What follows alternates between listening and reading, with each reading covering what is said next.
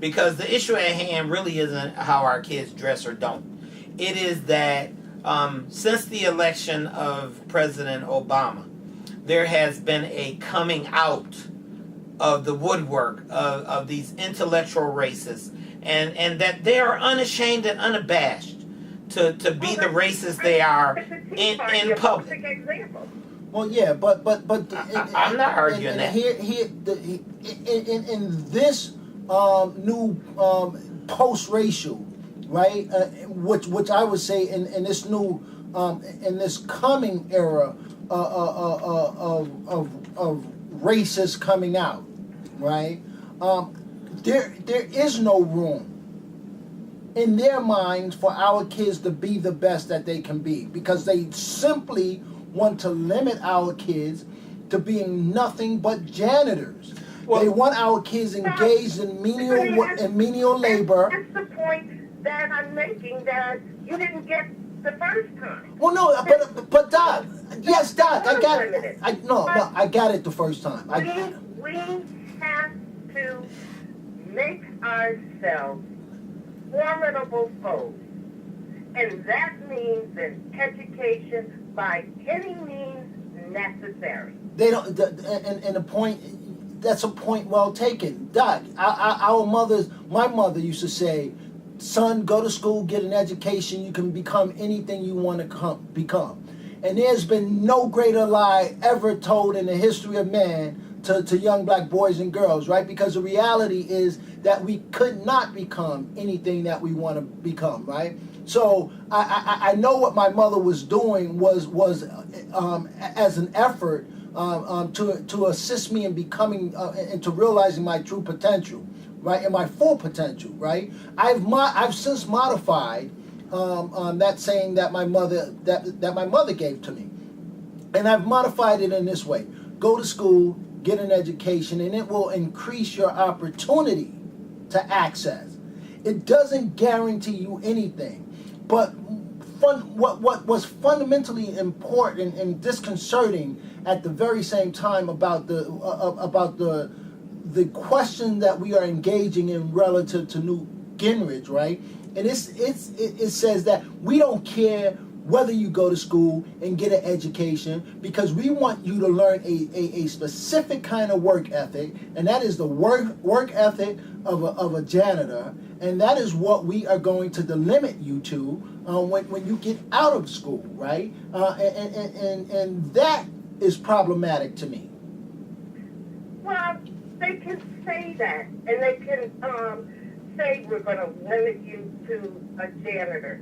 But if you don't have a degree, you don't have a weapon to fight with. We have a police commissioner who has a GED. We have a police commissioner that has a GED. Okay, who do you blame for that?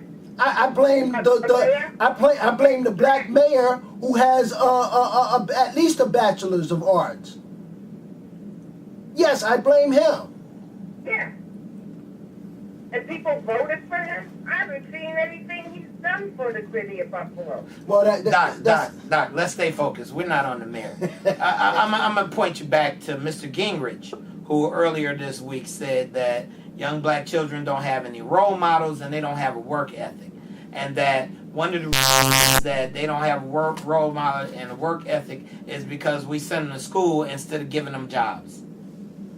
He said they should become janitors in the schools that they are going to school in, and then they would develop a work ethic. And in the same breath, he talks about their condition in slavery was better than the condition they currently enjoy. They're currently enjoying. Now look, they are they are up against some tough times right now, Doc. Young black boys and girls are up against some tough times. But I don't care. Why don't somebody counteract him, because all he's doing is stealing money, and he's getting away with it because of the color of his skin. Well, you don't steal money when they give you a check with your name on it. Yeah. Yeah, but he has stolen a lot of money. I'm just saying. You know, if they give me a check with my name on it, that's not stealing. It may be immoral, it may be questionable, but it ain't stealing. Stealing is I take the money with your name on it. 837-1112. 837-1112. Call us. Let us know what your thoughts are about it.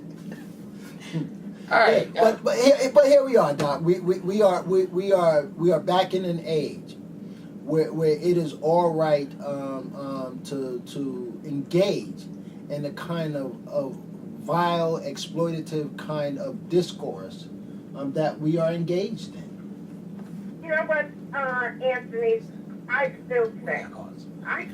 Hey, Doc, we got calls, Doc. Doc, you know I love you. You're going to have to call me back because I got a couple other people on the line. So give me a call back, Doc. All right. Bye-bye. Good afternoon. Welcome to Buffalo on Fire. Yes, I'm calling. Thank you. I'd like to bring to your attention that what we're going through now is that the white establishment has realized that they need the jobs the blacks have, and being educated in this country is going to be a crime, and they want to pretend there is no black role models out here, but there's plenty of them. Of course. This is not the first time blacks was growing up in a house without veils in it. Slavery, we had it going on. Absolutely. That's right. If we survived, look at the woman who brought these slaves out of the South. Female. These things, we got to understand our history.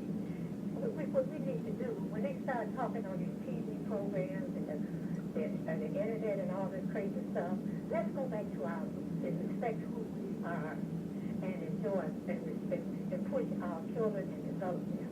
Education is the basis for everything. Let them talk, let them whine, give all these, I give kudos to all these parents and teacher groups and all these volunteers out here working with our children in sports and everything else. People who criticize don't do anything but listen and follow what the TV ones say. We have some beautiful young black males and females out here doing it, going to college. We never talk about them. We always talk about the ones who's sagging and dragging. That's only a small percentage of them. Oh, that's absolutely. We start saying, hey, we're going to survive. We survived slavery. We survived the First Depression in the 30s. We survived the 50s, the Eisenhower and the Reaganomics, and the Bushes, and we will survive in this century too. You got it. Black folks cannot be stopped. Thank you. You should be saying that all the time.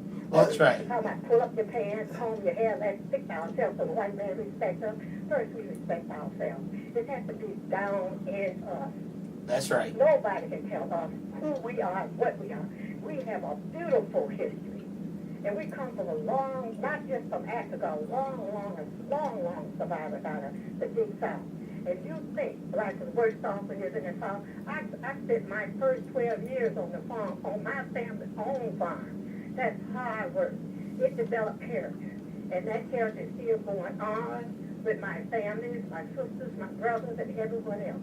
And see, blacks need to come down and say, hey, that's their problem. They are not prepared. Whites are not prepared to meet this world. The Asians and the Indians and the Arabs own everything, even the Russians. They got left behind. We are not left behind. Thank you very much. You're quite welcome. Thank you. Welcome to Buffalo on Fire. Yeah, blessings, love, my brothers. How y'all doing? We're good. How are you? Good, good. I think you're delusional to expect anything other than what you get from Newt. Newt is Newt. They are who they are. The only question is, what are we going to do and what are we going to be? And we can't be defined like anybody else. If you're expecting yourself to be properly defined by the ones who captured you, kidnapped, raped, murdered, and everything else, if you're still dealing with his definition, for you, then you have some sort of mental defect. And it's not just about education, or education, I should put it this way. It's not just about books. It's also about skill development. Absolutely. For self, because a plumber or a mechanic is as useful and as needed as a doctor or a dentist. So we need to find work for ourselves and our people. There may not be always a job, but there's always work to do. We have to get out of the idea of working for someone else, getting a job for someone else. We have to get to the idea of creating jobs for our own people, and nobody is stopping us but us. That's right. Thank you, bruh. Blessing love. All right. And Welcome to Buffalo on Fire. Hold on. My grandmother used to say, "Say for truth and a pun, pun, pun." What Kamal was saying. We know all of the opposition, but we need to just consolidate all of our resources and use our assets for the betterment of our children. As long as the earth remains, we're going to be still dealing with the same issues unless we do the solution. We know what the solution is. As Brother Kamal said, we're going to have to take care of our own selves. Those of us in the body of Christ aren't even using the authority that God has given us. And until we do that, we're going to be singing the same songs with the same lyrics. Our children, unfortunately, on a large scale, don't really think that we really have much to offer them. And as far as those pants hanging down, they're literally saying, "Kiss my behind," with those pants hanging down. We need to pay attention to what's going on with these young folks. They're constantly looking and seeking for someone to rescue them, to nurture them, and to cultivate them, to understand what their role is in society and what they have to offer. A lot of them think they don't have anything to offer because no one's really taken out the time to nurture them and to cultivate them. So until we get that revelation, we're going to be singing the same song, getting the same results. We have to do better. Hold on, sister. Yeah. And I know it's inappropriate to ask a woman her age, right? But I'm gonna ask you anyway. What's your age, sister? I'm proud to be 52. 52. Yeah. Okay. All right. Now, some 38 years ago, I want you to just, engage me with just thinking back about 38 years ago. All right. Do you remember what the style was back then? 38 years ago. When you were 14. To tell you the truth, if I can remember correctly, I do believe I was wearing bell-bottoms, and I could be a little off because my mind is not taking me back to 14 for some reason. Did you have the platform shoes and stuff? Yes, sir. Did you have the big afro? The big afro? Pants and hot pants. Did you have the big afro? Yeah, I tried the afro. With the pick in it. My hair it? wasn't really conducive to froze, but I did give it a shot. Okay, with the pick in the hair? The Black Power sign? Yeah, Black Power yeah.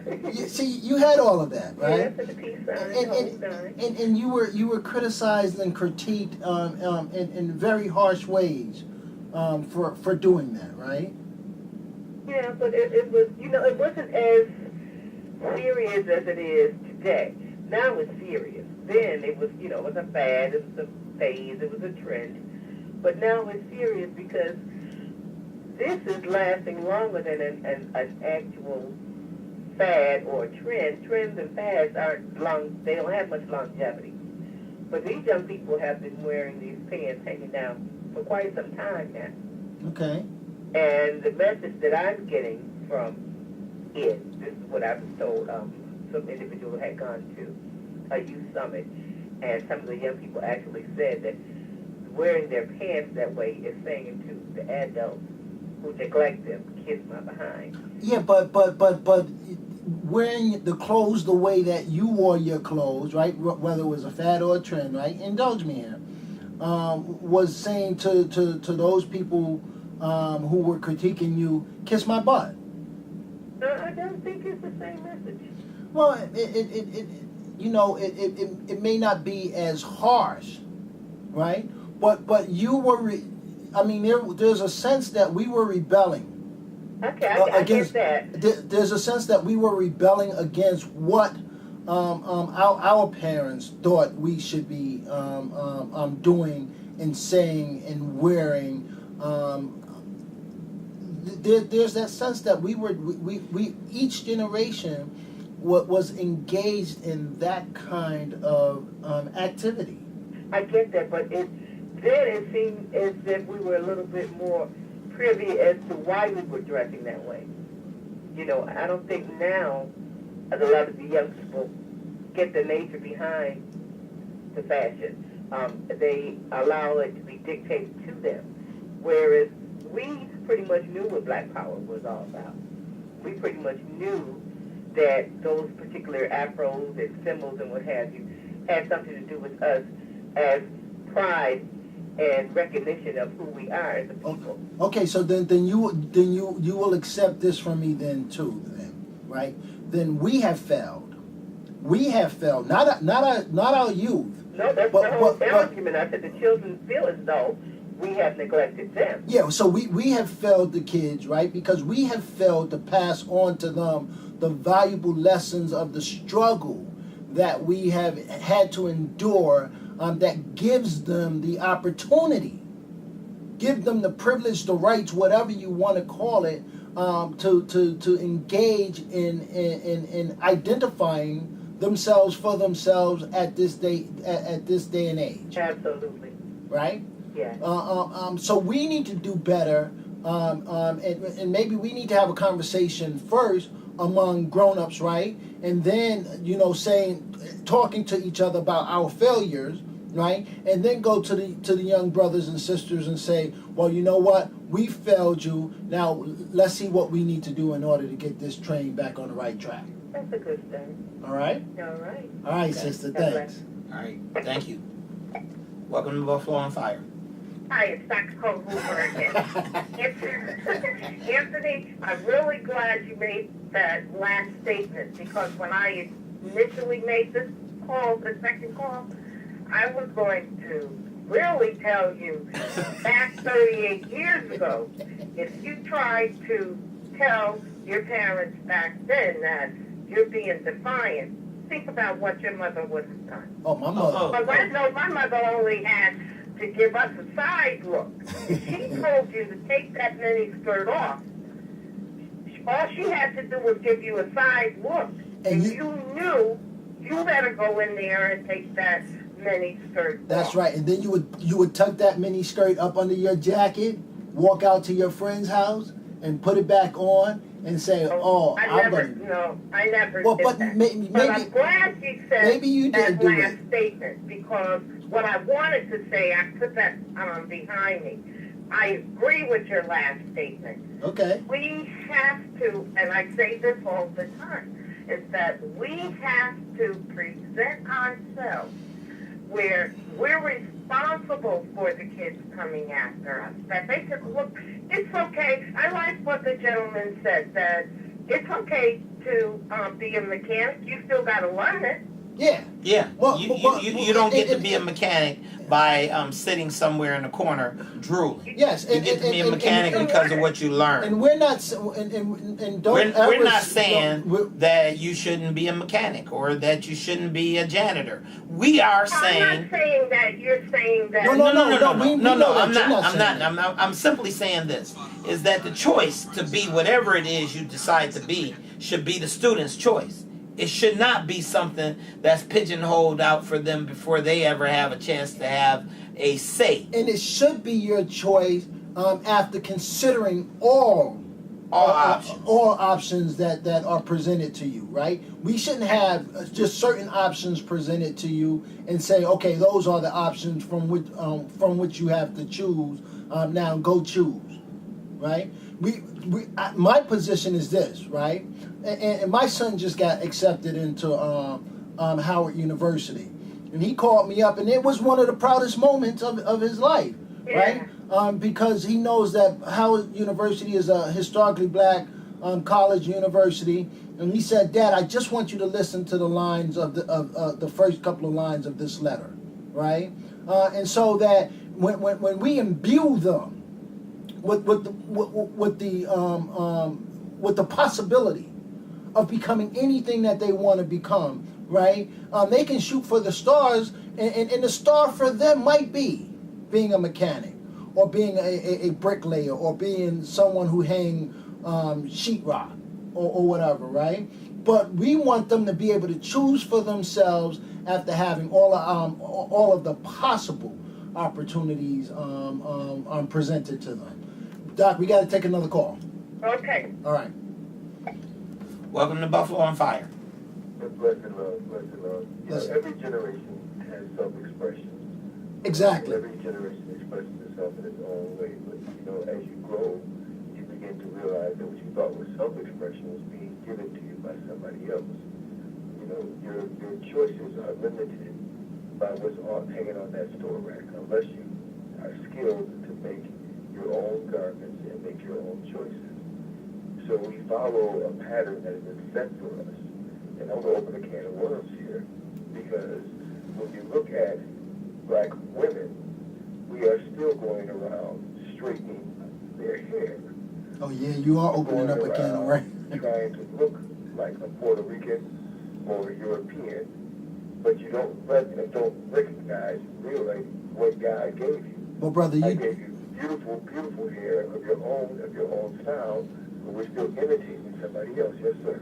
but you are aware that Puerto Ricans are black women. I understand that, but I'm Okay. talking about people who make an industry out of putting hot combs or chemicals in their hair, trying to look other than they are, or spend hundreds of dollars getting weaves trying to look other than they are. I understand that basically there's no race on this world but the human race. Well, yeah, I understand that, but I understand that part of the manifestation of our madness is how we go around every day. And we go around with your pants are sagging, or your head is not your head, but trying to imitate somebody else's head. It's still a manifestation of the madness that we find ourselves in. No, and I would certainly I would certainly agree with you. And it is a madness dictated by what society told us the standards of beauty were. Right, exactly. And so we try to attain to those standards. One of the greatest powers is the power to define yourself. And one of the greatest manifestations of power is when you establish a definition and have other people react to it as if it was their definition. And that's what we've been subject to, and not, really dealing. There's a word that Barbara Slipper used to say, and it's in my brain right now, so I won't get it out of my mouth. Okay. Our greatest affliction is our contradiction. Our greatest affliction is our contradiction, that we are not being who God made us to be, because God has given us all special skills, special talents, special beauty. And unless we spend time finding that God-given and developing it, you're wasting your life on this earth. Wow. All right. Thanks a lot, That's brother. beautiful. Yes. Our greatest affliction is our contradiction. Right? I keep telling Anthony that all the time. I wanted to point out one more thing for you all. There's a landlord in Cincinnati, Ohio, who had one family in his complex that looked like we'd look, and the complex has a pool, and so she hung on the pool a sign that said "Swimming for white only." And the family moved out and filed a complaint with the Ohio Civil Rights Commission. And the Civil Rights Commission found that the landlord had engaged in a violation of that family's civil rights. The landlord said that she put the sign there because those people use all kinds of chemicals in their hair, and that if they swam in the pool, the water would be cloudy. She has since appealed the decision of the Ohio Civil Rights Commission, and that ultimately there is this dispute that exists between the landlord and the family that the Civil Rights Commission has sided with, and she's appealed for them to reconsider their decision. And it's just another instance of the kind of intellectual gobbledygook that passes itself off as regular thought that is nothing more than racist at its core. And that, Mr. Gingrich is the national spokesman for racism. for racism. Yeah, And racism. particularly for this brand of intellectual racism that says that I'm a college professor, so it's okay for me to say these kinds of dumb things. And here's the thing, Buffalo. My 17-year-old young black male, I assure you, after I tell him to pull his pants up, at the moment that he leaves the threshold of my house, his pants come down, hanging off his butt. He goes and hangs with his boys, who are a pretty good group of young men, who are extremely intelligent, who are not defined by what they wear. In fact, you know, we picked up the Challenger, and there's a profile of a young man named Denzel Williams, right? And Denzel lives right next door to us, and he was part of that crew of boys, right? Boys that are just extremely well-rounded and are extremely motivated to become the best that they can ultimately be. And Denzel, as well as Miles Drummond Pendergrass, I'm afraid are simply not defined by the cultural manifestations that they are engaged in at the time, you know, and that, I'm afraid, should not be the thing that limits them from having the world, because I think they're entitled to it, and I don't think, you know, I go back to that proposition that I am not my hair, right, and that and the brother's right. You know, each generation decides for themselves and by themselves what the cultural manifestations of that generation is going to be, and that's in the ways in which they dress, the ways that their hair are done, the music that they're going to listen to. All of those things are, you know, are decisions made by a particular generation at the time. Now, you know, I think you're right that generation after generation after generation have decided to wear their pants off their butt. But I don't think that that's the thing that's the defining these generations, because what you will see, right, is that those music moguls, the Jay-Z's and the Sean Puffy Combs and those kinds, right? They fluctuate in both, you know, back and forth in both worlds, right? They'll walk into a meeting with a suit on, and they'll go to a concert with jeans hanging off their ass, right? And so, you know, they know when it's necessary to get it right. Now, what You know what the is amazing problematic, thing. You know the amazing thing. Right. What is problematic is this right here, right? That we have a double standard, right? Because we don't say anything about those white males down in Silicon Valley, you know, going to work with T-shirts and raggedy sneakers on, right? That becomes acceptable in the white business culture, but the ways in which we tend to dress becomes unacceptable. But you know what? I have discovered that that our children, the baggy jeans wearing kids that we're talking about, have a sense of when that's okay to do and when not. Oh, certainly. Because I've seen them get dressed to do other things. Oh, absolutely. And I think that they've learned, same as you and I have, that in this society you have to be versatile. Yes. And you have to be, in some ways, a fashion ambidextrous. You know, you've got to be able to do both things. You got to be able to hang out with your friends, your boys, your peers, and then you have to be able to get outside of that and function in the larger society.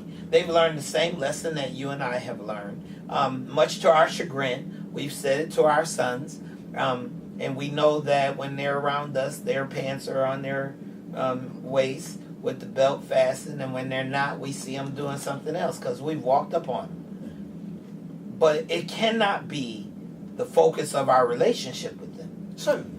And it cannot be that we use that as a bully pulpit with our kids. But as the litmus because our test, kids are smart enough to know the difference. They absolutely do. And I'm going to give them all of the credit, right? And I'm going to give them as much credit as I give us, because here's the thing, right?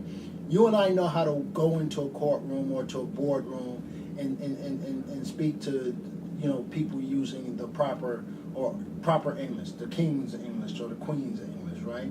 But we also know how to come back out on the street and use the colloquial, the colloquial, right?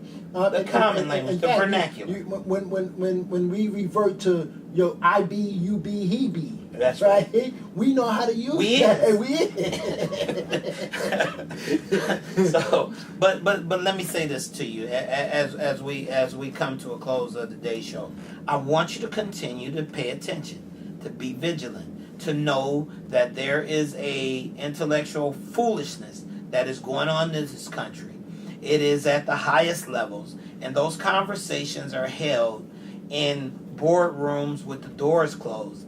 And then they have become so obnoxiously bold that they have begun to, even in national audiences, to say the same little dumb things that they had previously said in private. And when you get a presidential candidate saying that children who live in poverty are in worse condition than slaves were, then you and I have to stand up and say, absolutely not. And that not only is that not the case, but we will not let you advocate us back into slavery, because in your warped thinking, we were better off. So stay informed. I implore you to watch Fox News. I implore you to watch CNN. I implore you to watch MSNBC. Stay informed so that when it comes time to make an informed decision, we are in the best possible position to do so. You've been listening to Buffalo on Fire, a community in crisis, conversation with the Reverend Kinzer M. Pointer and Anthony L. Pendergrass. Thank you, Buffalo. Thank you, Buffalo.